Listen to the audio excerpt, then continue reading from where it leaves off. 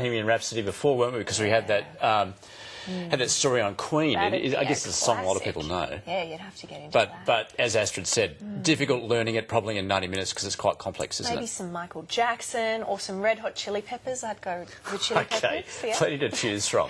Well, from song to dance, now a groundbreaking new documentary film is showcasing Indigenous dance like never before using virtual reality technology. Audiences are taken on a 360-degree journey to all corners of the country.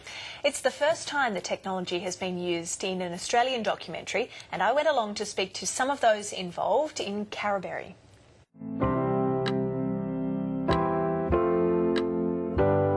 Carriberrie is a virtual reality film. It's a celebration of Indigenous Australian song and dance.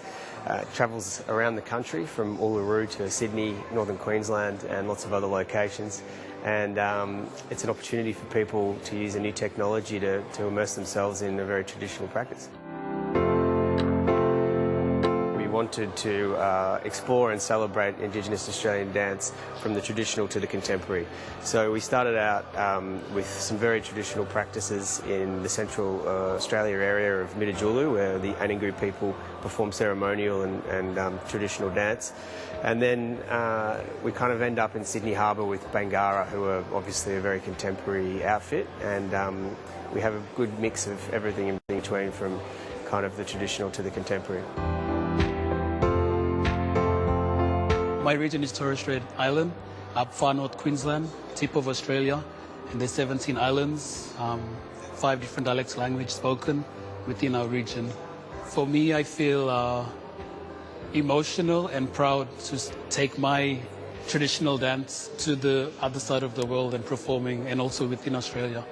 And just that feeling, that passion, like growing up doing traditional dance and learning other dance styles as well. So for me, this is who I am, my passion. I want to keep doing this, and dancing takes me everywhere around the world. So I'm blessed and proud.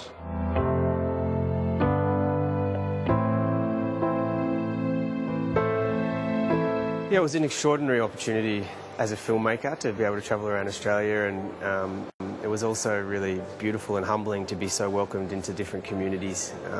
Whether we were in Gumbalanya, a very remote part of Arnhem Land, or up in the Torres Strait Islands, there was an incredible welcoming from the Indigenous Australians that we worked with, and it was breathtaking at times to see the diversity of landscape, and then also to meet the extraordinary people who live in these different places. I hope that people who see this film get an immediate understanding that Aboriginal culture is a living culture. I see a lot of people who walk through the doors of the museum for the very first time, and whether they're Australian or whether they're visiting from abroad, they sometimes have very simple ideas about Aboriginal culture, informed either by stereotypes or by an outdated narrative that portrays the culture as almost ancient or frozen in time. Carriberrie shows everyone that Aboriginal culture is a vibrant, living culture. It's multifaceted, it's exciting, and it happens in different ways depending on which nation creates it all across the country. So the virtual reality element of the film involves a non-traditional filmmaking technique where you use a number of cameras that are assembled in a ball shape to film all the different angles that exist at the same time.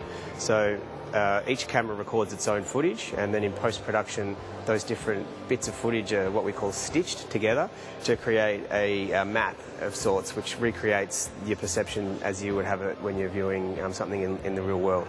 So with VR goggles on, you can turn around and see what's behind you, or you can look up and see the trees. The reason we decided VR is the right way to celebrate or to film these pieces was because it's unlike any other technology, offering the audience a chance to be really immersed in the performances.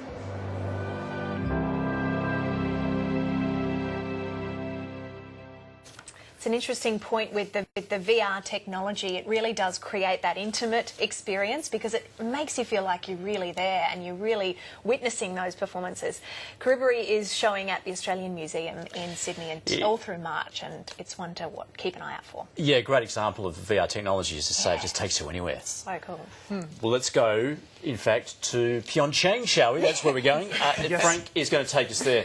Because this is the last day of competition at the Winter Games. Yeah, it's a bit strange. It feels like it's been the longest. We've covered it over 3 weekends. Feels